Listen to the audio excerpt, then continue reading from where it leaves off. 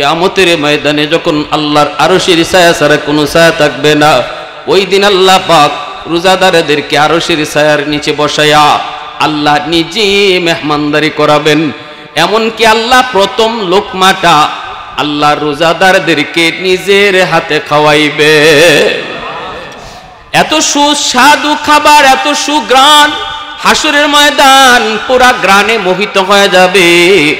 হাসরবাসী তখন বলবে, আল্লাহ এরা কোন এলাকার নবী, এরা কোন জমানার নবী?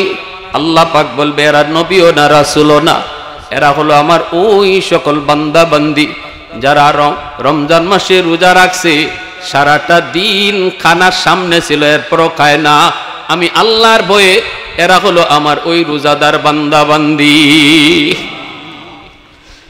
এ আল্লাহর গোলাম, এজন্যই নবী বলেছে, রমজান মাস পাইয়া যে জীবনের গুনাহ মাফ করাইতে পারলো না, তার মতো হতভাগা আল্লাহর জমিনে কেউ নাই। এখন আমি আপনি একটু হিসাব মিলানোর টাইম।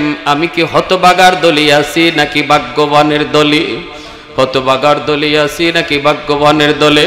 যেই সমস্ত রোজাদার রোজা রাখার পরেও রোজার হক আদায় করলো না, শুধুমাত্র রোজা রাখলো কিন্তু মিথ্যা কথা ছাড়লো না, রোজা রাখলো এরপরও সুদের ব্যবসা ছাড়লো না, রোজা রাখলো এরপরও বাপ মার সাথে বেয়াদবি ছাড়লো না, রমজান মাসে রোজা রাখলো এরপরও মানুষের হক ফেরত দিল না, ভাইয়ের হক মাইরা খাইছে এটা ফেরত দিল না, বোনের হক মাইরা খাইছে এটা ফেরত দিল না, প্রতিবেশীর জমি দখল করে রাখছে এরপরেও সে এই হকটা তারে ফিরাই দিল না।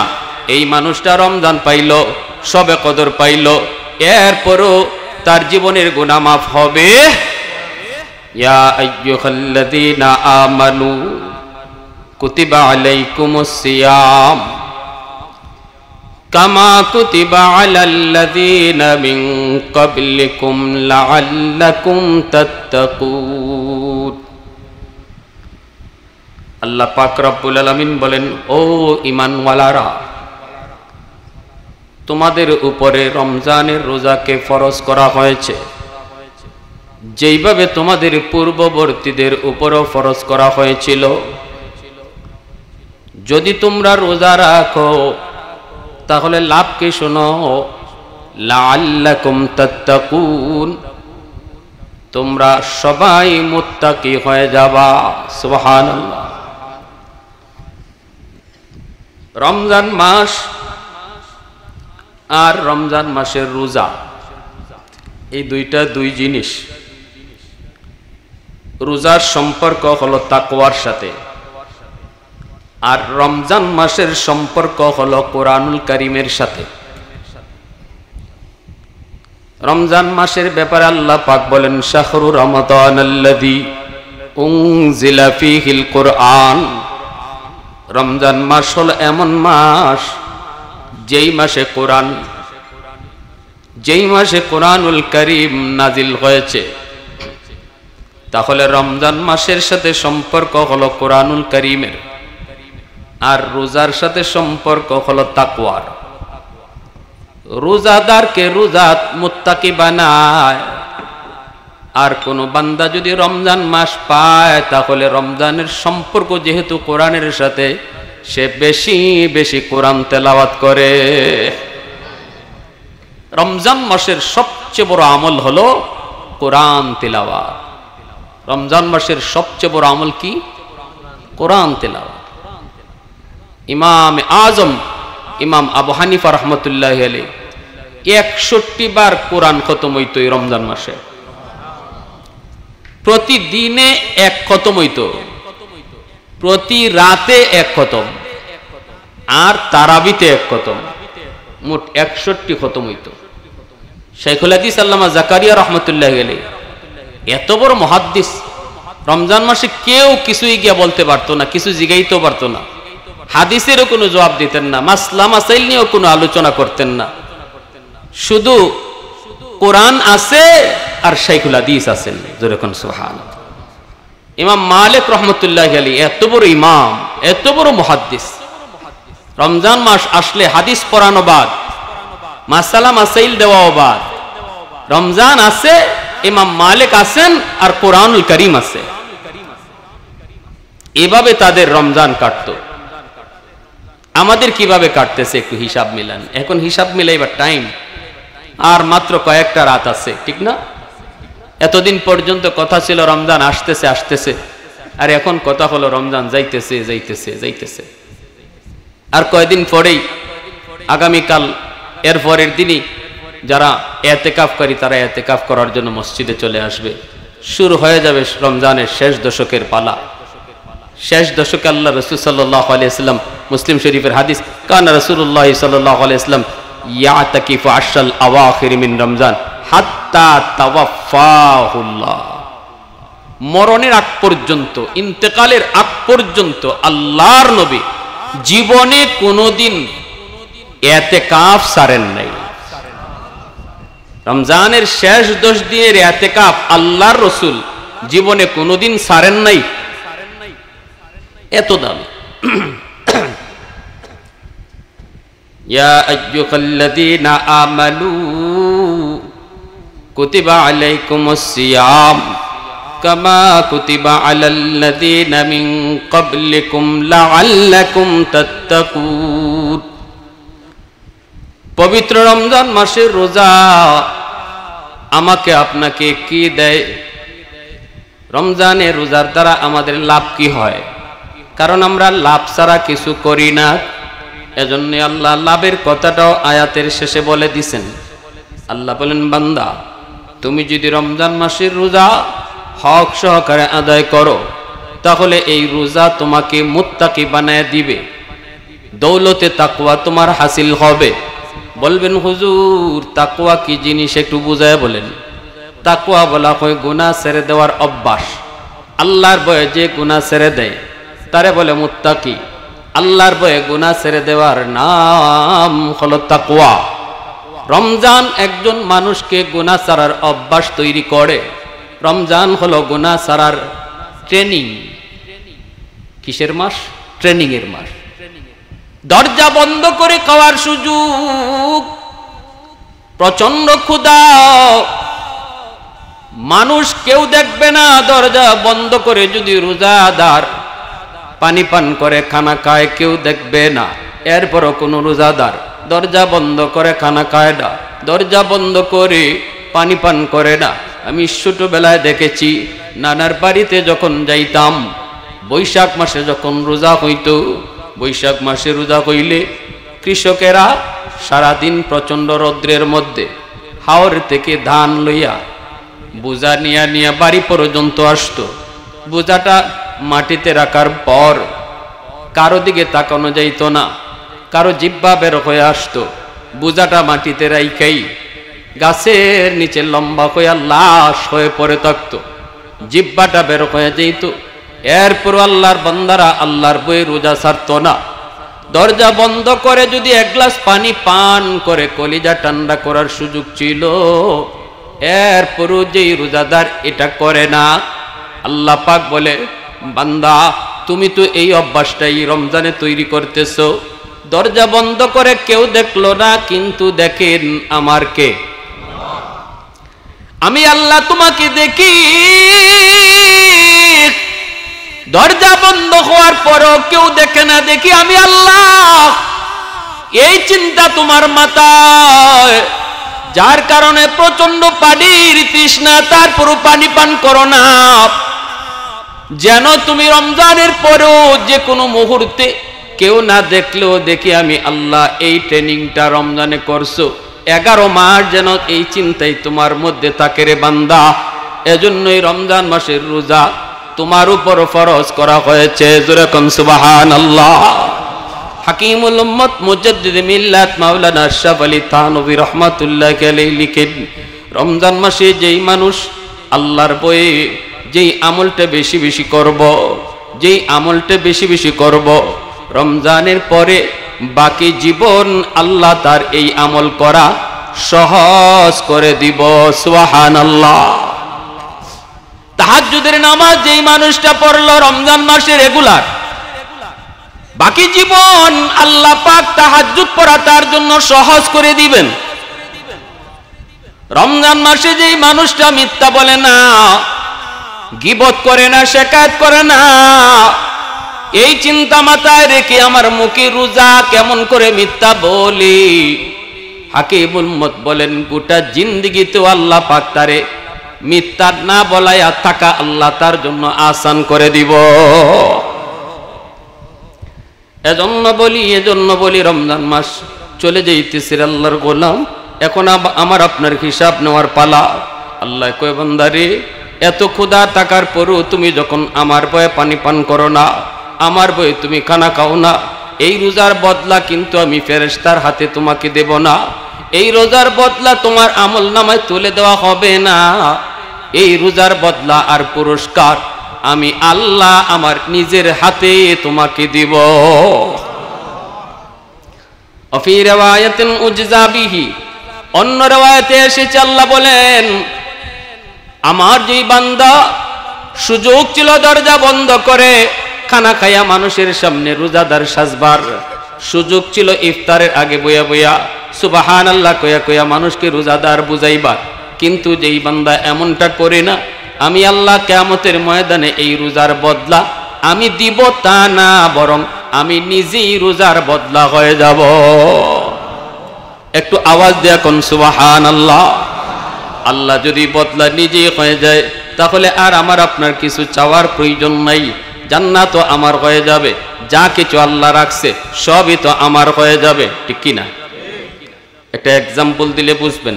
একজন আশিক মাশুকের জন্য পাগল, মনে করেন লাইলি মজনু। এই যে আল্লাহ বলেছেন রোজাদারের বদলা আমি রোজাদারের হয়ে গেলাম, এই কথাটা একটা ইশকের বহিঃপ্রকাশ, এটা এক মহব্বতের নজরানা, এটা এক প্রেম ভালোবাসার নজরানা। একজন আশিক তার মাশুকার জন্য এত পাগল, তাকে পাওয়ার জন্য খানা বন্ধ করে দিছে, পানি পান করা বন্ধ করে দিয়েছে। পরিবারের পক্ষ থেকে চাপ দেওয়া হয়, লাইলিকে তুই ভুলে যা, নইলে তোর উপরে নির্যাতন হবে। সে বলতেছে যতই মারো, যতই তুমি কাটো, আমি খানা যে বন্ধ করেছি আর খানা খাবো না, পানি পান করা বন্ধ করেছি আর আমি পানি পান করব না, যতক্ষণ পর্যন্ত আমি আমার মাশুককে না পাবো, আমি আমার মাহবুবাকে না পাবো। সাথে সাথে মাহবুবা লাইলি এই খবর পেয়ে গেল। লাইলি খবর পেয়ে চিঠি লিখছে, মজনু তুমি যদি আমাকে পাওয়ার জন্য খানা পানি বন্ধ দিয়ে অনশন করলা, নিজের জীবনের মায়াটা পর্যন্ত তুমি ছেড়ে দিলা, তাহলে জেনে নাও আজ থেকে আমিও ঘোষণা দিলাম, তুমি যেমন আমার আমিও তোমার। আল্লাহ পাক বলে বান্দা, আমার যেই বান্দা আমি আল্লাহকে পাওয়ার জন্য খানা পানি বন্ধ করে দিল, আমি আল্লাহ জানাই দিলাম বান্দা তুমি যদি আমাকে পাওয়ার জন্য আমার সিফাত খানা না খাওয়া, আমার সিফাত হলো পানি পান না করা, আমার সিফাত তুমি তোমার মধ্যে নিয়ে গেছো আমি আল্লাহকে রাজি করানোর জন্য, তাহলে তুমি জেনে নাও আমি আল্লাহ জানাই দিলাম আমিও তোমার হয়ে গেছি, আমি আল্লাহ তোমার হয়ে গেছি, আমি আল্লাহ তোমার হয়ে গেছি। এজন্যই কিয়ামতের ময়দানে যখন আল্লাহর আরশের ছায়া ছাড়া কোনো ছায়া থাকবে না, ওই দিন আল্লাহ পাক রোজাদারদেরকে আরশের ছায়ার নিচে বসায়া আল্লাহ নিজে মেহমানদারি করাবেন। এমনকি আল্লাহ প্রথম লোকমাটা আল্লাহ রোজাদারদেরকে নিজের হাতে খাওয়াইবে। এত সুস্বাদু খাবার, এত সুগ্রাণ, হাসরের ময়দান পুরা গ্রানে মোহিত হয়ে যাবে। হাসরবাসী তখন বলবে আল্লাহ এরা কোন এলাকার নবী, এরা কোন জমানার নবী? আল্লাহ পাক বলবে এরা নবীও না রাসূলও না, এরা হলো আমার ওই সকল বান্দা বান্দি যারা রমজান মাসে রোজা রাখছে, সারাটা দিন খানার সামনে ছিল এরপরও খায় না, আমি আল্লাহর ভয়ে এরা হলো আমার ওই রোজাদার বান্দা বান্দি। এ আল্লাহর গোলাম, এজন্যই নবী বলেছে রমজান মাস পাইয়া যে জীবনের গুনাহ মাফ করাইতে পারলো না তার মতো হতভাগা আল্লাহর জমিনে কেউ নাই। এখন আমি আপনি একটু হিসাব মিলানোর টাইম, আমি কি হতভাগার দলে আছি নাকি ভাগ্যবানের দলে? হতভাগার দলে আছি নাকি ভাগ্যবানের দলে? যেই সমস্ত রোজাদার রোজা রাখার পরেও রোজার হক আদায় করলো না, শুধুমাত্র রোজা রাখলো কিন্তু মিথ্যা কথা ছাড়লো না, রোজা রাখলো এরপরও সুদের ব্যবসা ছাড়লো না, রোজা রাখলো, এরপরও বাপ মার সাথে বেয়াদবি ছাড়লো না, রমজান মাসে রোজা রাখলো, এরপরও মানুষের হক ফেরত দিল না, ভাইয়ের হক মাইরা খাইছে এটা ফেরত দিল না, বোনের হক মাইরা খাইছে এটা ফেরত দিল না, প্রতিবেশীর জমি দখল করে রাখছে, এরপরেও সে এই হকটা তারে ফিরাই দিল না। এই মানুষটা রমজান পাইল, সবে কদর পাইল, এরপরও তার জীবনের গুনাহ মাফ হবে? মানুষের হক নষ্ট করেছে, ভাইয়ের হক নষ্ট করেছে, ভাইয়ের হক মারছে, বোনের হক মারছে, বাবা মারা যাওয়ার পর বাবার সম্পদের ভিতরে বোনের হক আছে না নাই? হ্যাঁ, সবার হক আছে, ভাইদের হক যেমন আছে বোনের হকও আছে। অনেক ভাইয়েরা আছে বোনদেরকে সম্পদ দেয় না, না দিয়া কয় কি, যত মানুষে যত মহিলারা বাপের বাড়ির সম্পদ নিছে, নেওয়ার পরেই বাপের কবর ফাইট, এই কথা কইয়া বোনদেরকে ডর দেখায়। আবার কিছু কিছু ভাই এমনও আছে কই, তুই যে বাপের বাড়ির সম্পদ লইয়া যাইবি, বেড়াইতে আইবি না, বেড়াইতে আইবি না? বোনে তখন কয়, ভাই এটা কি কোন বেড়াইতে আইমু না মানে? কারণ মহিলারা স্বামীর বাড়িতে যতই থাকুক বাপের বাড়ির মায়া কোনোদিন বলতে পারে না। বুড়া হয়ে গেলি গো, বৃদ্ধ হয়ে গেল, বাপের বাড়ির মায়া মহব্বত মহিলারা কোনোদিন বলতে পারে? একটু সুযোগ পাইলেই যখন বাপের বাড়িতে আওয়ার সুযোগ পায় তখনই যেন ঈদের আনন্দ বয়, উস থাকে না, এত খুশি। যখনই বাইয়ে কয় তুই কি বেড়াইতে আইবি না, সব সম্পদ যে লই যাইবি, তখন কয় কি কো ভাই, বেড়াইতে আইমু না, আমি যাইমু আর কই, আমি তাইলে এখানে আইমু। ভাই এটা কি কো, তো নিয়ে যাইবে যে সব, ভাই নিতাম না, তাহক তুমি খাও। এই যে খাইতেছেন, আগুন খাইতেছেন, হারাম খাইতেছেন, নাপাক খাইতেছেন। বুন্ডে ডর দেখাইয়া আমি আপনারে বলি, কোথাও বেড়াইতে যাইতে কি আগে জমি রাখুন লাগে? আপনারা যে অমুকের বাড়ি থেকে তমুকের বাড়ি, এখান থেকে ওখানে বেড়াইতে যান, কার বাড়িতে কে কয়েকের জমি রাখছেন? আর ভাই যে এই কথা কয় তুই কি বেড়াইতে আইবি না, ভাই কি বোনের বাড়িতে বেড়াইতে যায় না বছরে এক দুইবার? তো ভাই বোনের বাড়িতে কতটুকু জমি রাখলো? এই সমস্ত চিটারি বাটপারি কথা কইয়া যে সমস্ত ভাইয়েরা বোনের সম্পদ খাইতেছেন, রমজান আইবো আর যাইবো, সবে কদর আইবো আর যাইবো, জীবনেও গুনাহ মাফ হবে না, গুনাহ মাফ হবে না। ভালো করে বুঝা রাখেন, জীবনে বহু সবে কদর আইবো আর যাইবো। ছোট ভাইয়ের সম্পদ আপনি দখল করে রাখছেন, এতিমের মাল ভোগ করে খাইতেছেন, জীবনে বহু এতেকাফ করছেন, লাভ নাই, কঠিন ব্যাপার। এজন্য রমজান আসছে ওই লোকের জন্য গুনাহ মাফ করাইয়া মাসুম বানাইতে, যে মানুষ রমজান মাস পাওয়ার সাথে সাথে তার পিছনের জীবনের সব অপরাধের কথা ইয়াদ কইরা আল্লাহর কাছে তওবা করে, আল্লাহর হক নষ্ট কইরা থাকলে এটারে কাজা করে, আর মানুষের হক তার দ্বারা নষ্ট হয়ে থাকলে দ্রুত ফেরত দিয়া দেয়, দ্রুত বুঝাইয়া দেয়, দ্রুত বুঝাইয়া দেয়, দ্রুত বুঝাইয়া দেয়। আর এই কথা মনে করে আল্লাহ জানি না আগামী রমজান হায়াতে পাই কি পাই না। বলুন, গত রমজানে আমাদের সমাজের মধ্যে এমন বহু মানুষ, মায়ার মানুষ দুনিয়াতে ছিল, আজকে তারা নাই, এমন আসেনি না নাই? আমি আপনিও যে আগামী রমজানে এই জমিনের উপরে থাকবো, কোনো গ্যারান্টি? জোরে বলেন, কোনো গ্যারান্টি? কেমন করে আমরা এত নির্ভয়, এত নির্ভয় কেমন করে হলাম? একটু কি দিলের ভিতরে ভয় লাগে না? একটু কি দিলের ভিতরে ভয় হয় না? বন্ধু চোখের সামনে কবরে চলে গেল, আমার সমবয়সের মানুষটারে আমি নিজের হাতে কবরে রাখলাম। কত স্বপ্ন ছিল তার, কত স্বপ্ন, কত আশা, কিন্তু কোনো স্বপ্নই তার বাস্তবায়ন হলো না। অথচ নবীর সাহাবায়ে কেরাম দুনিয়া থাকতেই যারা জান্নাতের সার্টিফিকেট পেয়েছেন, আল্লাহর নবীর কাছ থেকে তারা সুসংবাদ পেয়েছেন, তাদের অন্তরও কি পরিমাণ ভয়? আমার আপনার অন্তরে এতটুকু ভয় নাই যেন আমি সার্টিফিকেট পাওয়া রইছি, তারা তো সার্টিফিকেট পাওয়ার পরও তাদের অন্তরে ভয়। আম্মাজান খাদিজাতুল কুবরা রাদিয়াল্লাহু তাআলা আনহা, জিনাকে আল্লাহ পাক নিজে সালাম জানাইছেন, সুবহানাল্লাহ। গারে হেরার ভিতরে নবীজি ধ্যানে মগ্ন, আম্মাজান খাদিজাতুল কুবরা রাদিয়াল্লাহু তাআলা আনহা প্রতিদিন তিনি 2 বার করে নবীর জন্য খানা নিয়ে যাইতেন। রে যুবক, এত উঁচু পাহাড় এই পাহাড়ের উপরে উঠতে বড় ভয়, আমি সাহস করে উঠতে পারি নাই। অথচ আম্মা জান সকাল সন্ধ্যা 2 বার আমার নবীর জন্য খানা নিয়ে ওই পাহাড়ের উপরে উঠতেন। একদিন জিব্রাইল আমিন নবীজির পাশে বসা, ওই অবস্থায় নবীজির পাশে জিব্রাইল আমিন বসা। আম্মা জান খাদিজাতুল কুবরা তিনি তো খানা নিয়ে আসতেছেন। জিব্রাইল বলতেছেন, নবী গো, ওই যে দেখেন আপনার বিবি খাদিজা আসতেছে, খাদিজা খানা নিয়ে আসতেছে। নবী গো, আপনি আপনার বিবি খাদিজাকে আল্লাহর পক্ষ থেকে সালাম পৌঁছায় দিয়েন, কারণ আল্লাহ আপনার বিবি খাদিজাকে সালাম জানাইছে।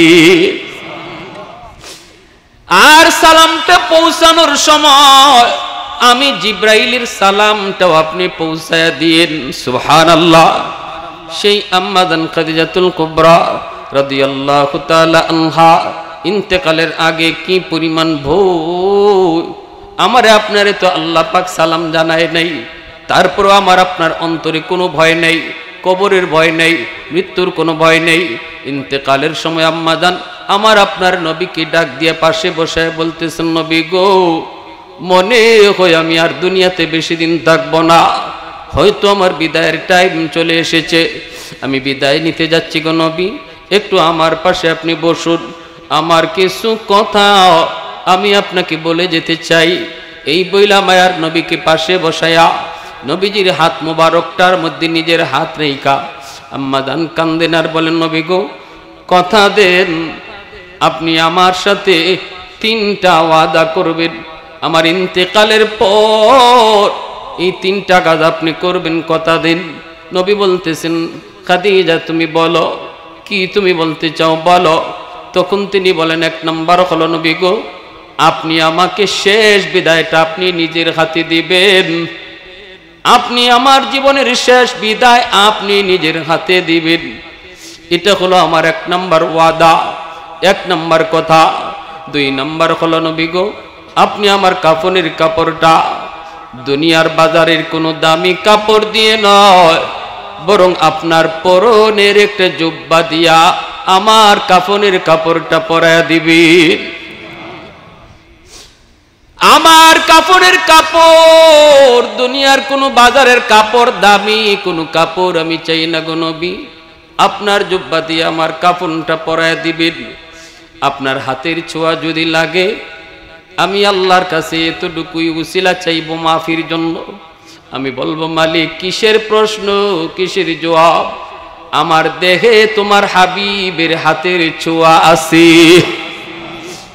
আমার পরনে তোমার হাবিবের জুব্বা, কিসের সওয়াল। আমার নবী রহমতের নবীর হাত যেই জায়গায় লাগে ওই জায়গাটাকে জাহান্নামের আগুন স্পর্শ করা হারাম হয়ে যায়, এমনকি দুনিয়ার আগুন পর্যন্ত টাচ করতে পারে না। এজন্যই তো হযরত আনাস রাদিয়াল্লাহু তাআলা আনহু 10 বছর আমার নবীর খাদেম ছিলেন।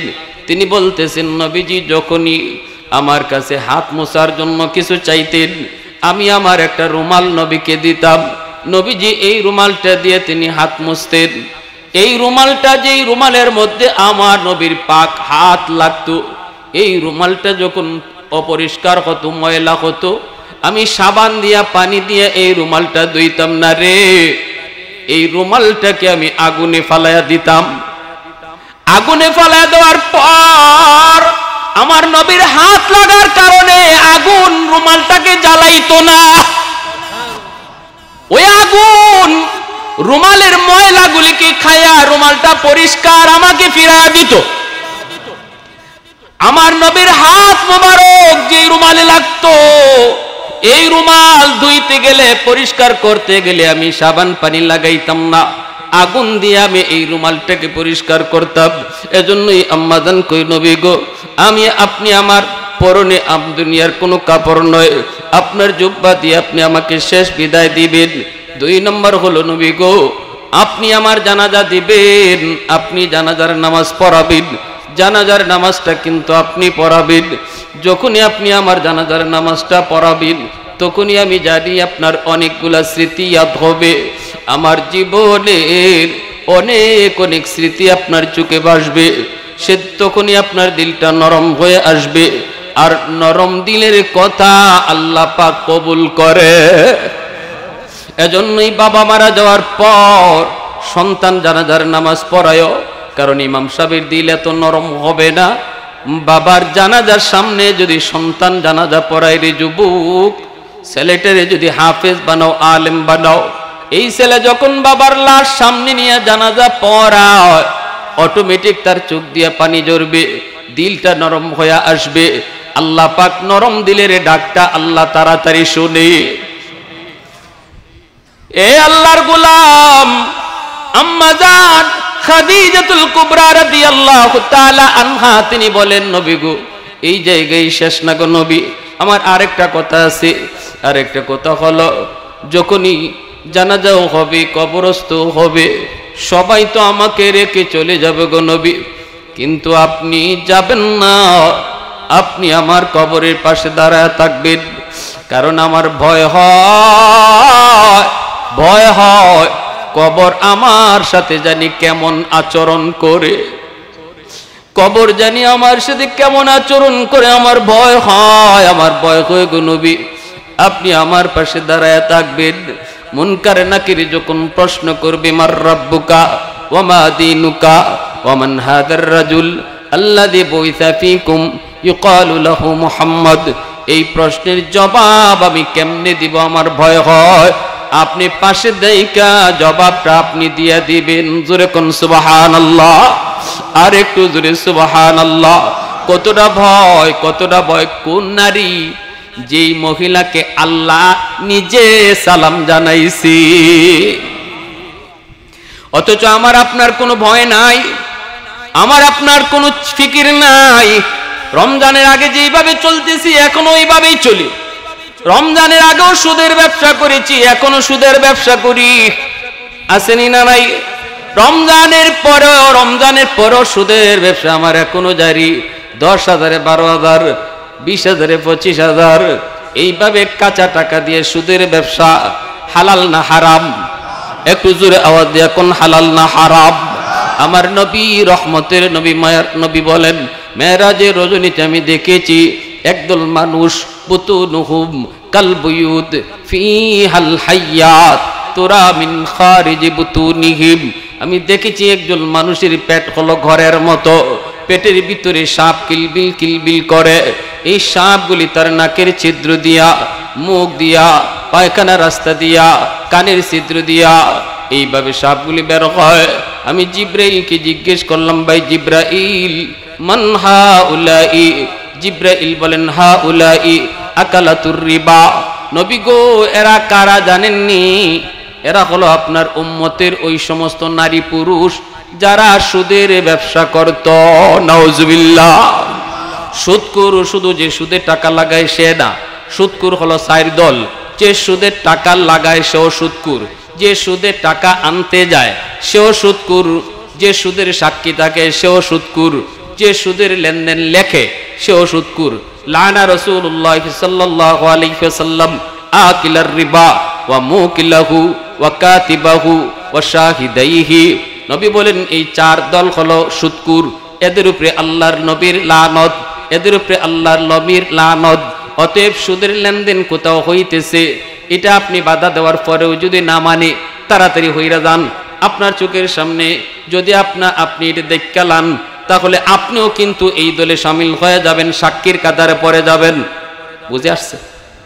সুদের কথাবার্তা চলছে, যদি এই ধরনের কোনো আলামত বুঝেন, দৌড় দিয়া হরবেন, দৌড় দিয়া, যেন আপনি কিছুই শুনেন নাই, কিছুই জানেন নাই।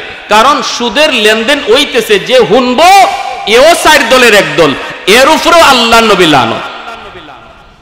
এখন বুঝেন যে কি পরিমাণ অপরাধ। রাসূল বলেন, আমি দেখেছি তার পেটটা এত বড়, আর নাক মুখ বডি ছিদ্র দিয়া সাপ বাইরিতেছে। জিব্রাইল জিজ্ঞেস করলাম, ভাই এরা কারা? জিব্রাইল বলে, নবী গো, এরা আপনার উম্মতের ওই সকল নারী পুরুষ যারা সুদের ব্যবসা করত, যারা সুদের টাকা আনত, যারা সুদের সাক্ষী ছিল, যারা সুদের লেনদেন লেখত। এই 4 দলের কোনো এক দল এদের এই মামলাটা, এদের এই শাস্তি তো হবে জাহান্নামের সবার, কিন্তু অপমানজনক শাস্তি হবে সুদখোরের। অপমানজনক শাস্তি হবে সুদখোরের শাস্তি। প্যারে হাজিরিন, আজকে আমাদের সমাজে সুদের ব্যবসা তো খালি পুরুষ না, নারীরাও সরা শুরু করেছে। এখন খালি ধনীরা, গরিবেও সুদে টাকা লাগায়, ঠিক না? 5,000 টাকা 10,000 টাকা হাতে আইছে, কয় লাগাইলা। আশ্চর্য। ঘরে শান্তি নাই কেন? স্বামী স্ত্রীর ভিতরে মহব্বত নাই কেন? সন্তান বাপ মারে মানে না কেন? কারণ কি? কারণ আমার ঘরের গজবের দরজা খোলা, রহমতের দরজা বন্ধ। ঘরপুরির সাপ থাকতে খালি পানি ভরা দিতা পুকুরো, আর এই পানি ভরা নিয়ে মানুষের খাম হইতো। কারণ হলো ওই সময়ে মুসলমানের ঘরের রহমতের দরজা খোলা ছিল, গজবের দরজা বন্ধ ছিল। আর এখন পানি ভরা না, পানি লইয়া গড় হারাইয়া দিল কোনো লাভ হয় না, কারণ রহমতের দরজা বন্ধ আর গজবের দরজা খোলা, ঠিক না? আমার এক উস্তাদ কইছেন, গরফুরি সাহেব রাহিমাহুল্লাহ বলে ফুকুরও ফু দিয়ে দিতে গিয়ে, আর কইতা ফুকির থেকে পানি নেও নিয়া খামই যেত। এক লোক বলে ননন থেকে আসছে, আইসা কো হুজুর আমার একই নয় না, ফুকুরের কোন কোনাত ফানি ফু দিছইন, আর ওই ফু সারা ফুকরিত গেল কেমনে? হুজুর আমার একই নয় না, আমি লন্ডন থেকে আইছি, আমার এই জগ খানো একখান ফু দেউকা। তো হুজুর ওকে তোমার একই নয় না নি? বলি একই নয়, কিন্তু এর উপরও কিতা মনে বুঝাই পারি না, অত বড় ফুকরিত ফু যায় কেমনে? তো হুজুর কইতে তুমি জগ কান একটু বালা করে ধরো, কাছের জগ। আমার উস্তাদ যেন কাছে ছিল তাইন কইলা, হুজুর ওখান থেকে জগটা একটু বালা করে ধরো, একই নইব। এখন কাছের জগ বেটা এমনি ধরছে, হুজুর ওখানে একটু বালা করে ধরছে, জি বালা করে ধরছে।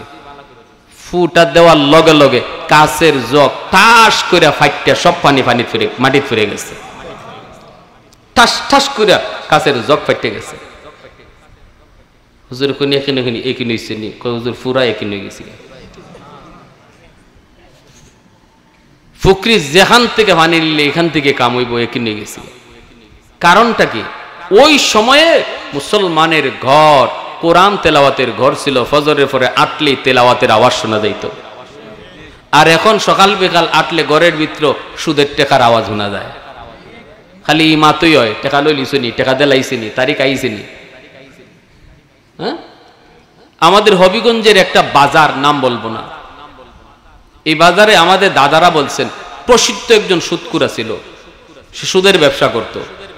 তার মরণের আগে পেট এত বড় হইছে, এখন মানুষেরা দৌড়াইয়া, তার আত্মীয় স্বজন দৌড়াইয়া লয়ে গেছে সিলেট। তখন সিলেটের আব্দুল খালিক ডাক্তার সাহেব জীবিত, নিরাময় পলিক্লিনিকের মালিক, মুরব্বীরা জানেন খালিক ডাক্তার নাম শুনছেন নানি? খুব প্রসিদ্ধ আসলা। তাই নিরাময় পলিক্লিনিকে নেওয়া হয়েছে পরে তাইন মেশিন লাগাইছেন, লাগাই এখন তোমরা কেডা তারে লই আইছো, তাড়াতাড়ি আমার হাসপাতাল থেকে ভাগো। আমার মেশিনও এমন এক সাপ তার পেটের ভিতরে ধরা পড়ছে, এই সাপ বাইর করার মতো যন্ত্র আমার কাছে নাই। ওই বুঝেন আমার নবীর হাদিস, নবী বলেছেন আমি জাহান্নামে দেখেছি সুদখোরের পেটে সাপ, আর দুনিয়ার বাস্তব ঘটনা শোনাইতেছি। এই মরণের আগে তার পেটেও সাপ জন্ম নিছে, আর খালিক ডাক্তার সাহেব কইতেছে এই সাপ বাইর করার মতো ক্ষমতা আমার নাই, তাড়াতাড়ি যাও। এরপরে তারে লইয়া হইছে ইন্ডিয়ার মাদ্রাজ যাওয়া লইছে, মাদ্রাজ টেকা আছে গেছে মাদ্রাজের ডাক্তাররাও কইছে খালিক ডাক্তার যা কইছে ঠিক কইছে, আমাদের মেশিনেও সাপ ধরা পড়ছে, এমন সাপ আমরাও জীবনে কোনোদিন দেখি নাই, তাড়াতাড়ি যাও। এই সাপ ফেটো লইয়া তার মরণ হইছে, এই সাপ ফেটো লইয়া তারে কবরে রাখা হইছে। নাউজুবিল্লাহ মিন যালিক। এর চেয়ে বড় বোকা দুনিয়াতে আর কেউ নাই, যে হারাম টাকা ঘরে ঢুকায়, খায় 10 জনে, আর হাসরের মাঠে আল্লাহর সামনে হিসাব দিতে হয় তার একা। হারাম টাকা দিয়ে ঘর বানাইলো 10টা রুম, একটা রুমে সে একা থাকে, আর 9 রুমে মা থাকে, বাবা থাকে, ভাই থাকে, বোন থাকে, আত্মীয় স্বজন আইলে থাকে। কিন্তু হাসরের মাঠে আল্লাহ পুরা 10টা রুমের হিসাব নিব তার কাছ থেকে একা।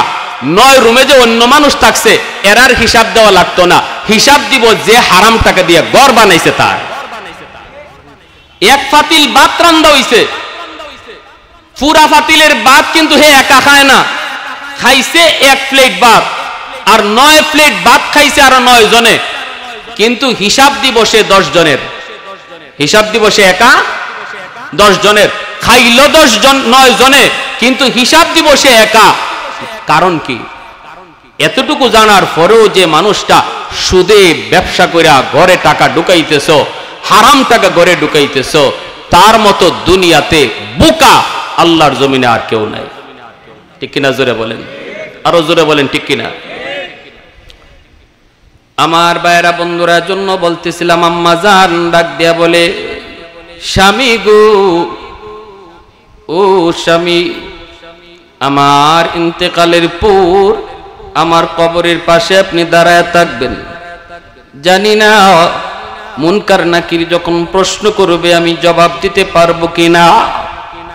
অবশ্য আমি আমার ভয় হয়, ভয় হয়, আপনি আমার পক্ষ থেকে জবাবটা দিয়ে দিয়েন। জোরে কোন সুবহানাল্লাহ।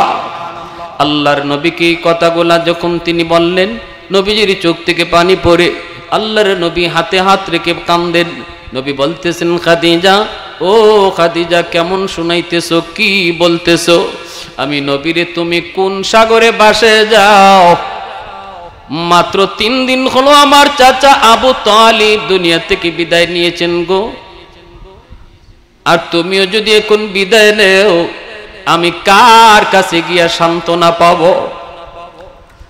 আল্লাহ নবী, রহমতের নবী, এই নবুয়তের 10ম বৎসর, নবীজির বড় পেরেশানির বৎসর। এজন্যই এই বৎসরটাকে আমুল হুজুন বলা হয়। এই বছরে নবীর চাচা আবু তালিব মারা যান। নবীজির প্রিয়তমা স্ত্রী আম্মা জান খাদিজাতুল কুবরা ইন্তেকাল করেন। এই বৎসরই নবীজি তায়েফের ময়দানে তিনি নির্যাতিত হন।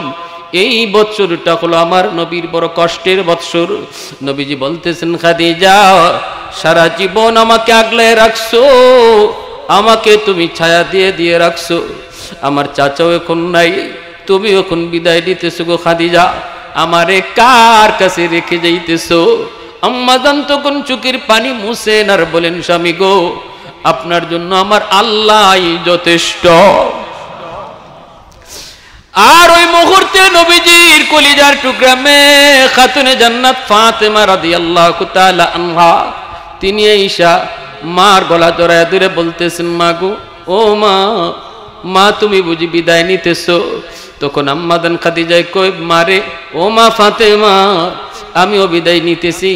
আজকে থেকে তোমার বাবার দেখশন তুমি ফাতেমায় নিবা। এ ভাইরা বন্ধুরা, আল্লাহ নবী, রহমতের নবী, আম্মা জানেন খাদিজাতুল কুবরার ইন্তিকালের পর কবরের পাশে নবী দাঁড়ায় রইছেন। সাহাবায়ে কেরাম সবাই একে একে চলে যাইতেছেন। ওই অবস্থায় হযরত ওমর ফারুক রাদিয়াল্লাহু তাআলা আনহু কই, নবী গো, আপনি যাবেন না?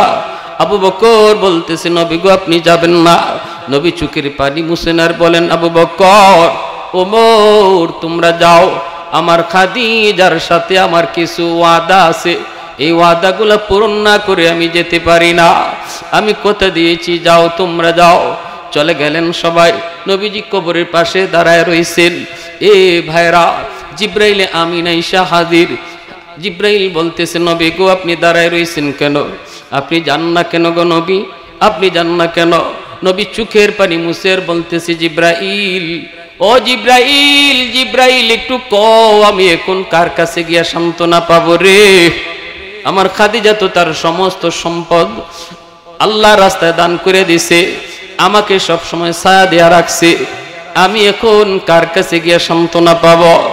জিব্রাইল, আমার খাদিজার সাথে আমার কথা দেওয়া, আমি তার কবরের পাশে দাঁড়ায়া মুনকার নাকিরের প্রশ্নের জবাব আমি দেব, খাদিজার যেন দিতে না হয়। তখনই জিব্রাইল কই, নবী গো, ওগো নবীজি, আপনি এই জায়গায় দাঁড়ায় থাকলে কোন ফেরেশতা সাহস করে কবরে ঢুকতে আয় না। ইয়া রাসূলুল্লাহ, আপনি যদি এই জায়গায় দাঁড়ায় থাকেন, মুনকার নাকির সাহস করে কবরে ঢুকবে না, কেউ আসে না গো নবী, আপনি সরে যান। আর আপনি কোনো টেনশন করবেন না, আপনার খাদিজার প্রশ্নের জবাব আল্লাহ নিজে দিয়া দিবে। জোরে কন্যা সুবহানাল্লাহ, আর একটু জোরে সুবহানাল্লাহ। উলফত মে তেরি ওয়াইসি নে দান দান কো তোরা, বু বকর উমর নকশ কদম তেরা না ছোরা। उल्फत में तेरी वही सीने दान दान को तोरा बू बकर उमर नक्श कदम तेरा न छोरा आयुषा के नबी वाके असरार मदीना सुल्तान का सुल्तान है सुल्तान मदीना सरकार का सरकार है सरकार मदीना गुलजार का गुलजार है गुलजार मदीना अल्लाह ने मक्का ही में ये काबा बनाया इस काबा का काबा तेरी मरकद को बनाया अल्लाह ने मक्का ही में ये काबा बनाया इस काबा का काबा तेरी मरकद को बनाया ऐसा लम्हा जी चले जा राह मदीना सुल्तान का सुल्तान है सुल्तान मदीना सरकार का सरकार है सरकार मदीना गुलजार का गुलजार है गुलजार मदीना একটু জোরে সুরে বলি আল্লাহু আকবার আর একটু জোরে আল্লাহু আকবার এতটা ভয় এমন একজন নারী যেই নারীকে আল্লাহ নিজে সালাম জানাইছে ইনি যিনি এতটা ভয় করে আমার আপনার কতটা ভয় করা উচিত ঠিক কিনা জোরে বলেন রমজান তো চলে গেল রে যুবক একটু চিন্তা করে দেখো না কি কামাইছো কতটুকু কামাইছো দেখো না এই রমজান যে কয়টা রোজা তুমি আমি রাখলাম এর দ্বারা আল্লাহ খুশি না খুশি না যদি বুঝো না কমতি হয়ে গেছে আমার দ্বারা বড় ত্রুটি হয়ে গেছে এর ভিতরে আমি আমার জমানকে হেফাজত করতে পারি নাই চোখটারে হেফাজত করতে পারি নাই কানটারে হেফাজত করতে পারি নাই তাহলে মনে করবা হতভাগার দলে এখনো সময় হতভাগা থেকে নাম কাটাইয়া ভাগ্যবান হওয়ার এখনো কয়টা দিন তোমার আমার সামনে রয়েছে এখনই সুযোগ তওবা করে নাও ও মালিক যা করেছি ভুল করেছি আল্লাহ যা করেছি সব অন্যায় করেছি আর ভুল করব না আমার দ্বারা যাদের হক নষ্ট হয়েছে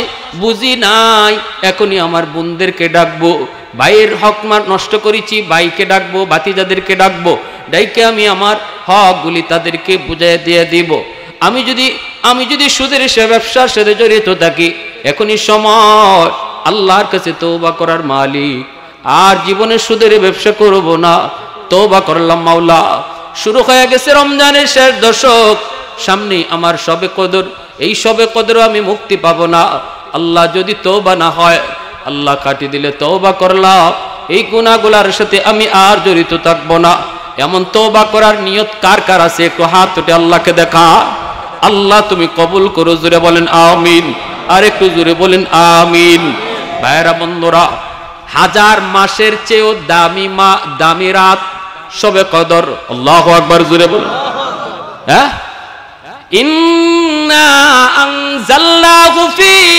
লাইলাতিল কদর ওয়া মা আদরাকা মা লাইলাতুল কদর লাইলাতুল কদরি খায়রুম মিন আলফি শাহর আল্লাহ পাক বলেন জানোনি নবী গো তোমার উম্মত হায়াত পাইবে গড় হায়াত 60 বছর 70 বছর তারপর আমি আল্লাহ হাজার মাস ইবাদতের চেয়েও বেশি সওয়াব তার আমলনামায় দিব যদি সে শবে কদরের রাতে আমি আল্লাহরে খুশি করতে পারে শবে কদর কোন রাত কই বেজুর রাত 21 তারিখের রাত 23 তারিখের রাত 25 তারিখের রাত 27 তারিখের রাত 29 তারিখের রাত নবী কই বেজুর রাতগুলাতে শবে কদর তালাশ করবা এই যুবক ইতিকাফে যে বসে যায় শবে কদর সে কখনো ছাড়ে না বরং শবে কদরকে সে তালাশ করতে হয় না ইতিকাফে যে মসজিদে চলে আয় শবে কদর তারে তালাশ করে বের করে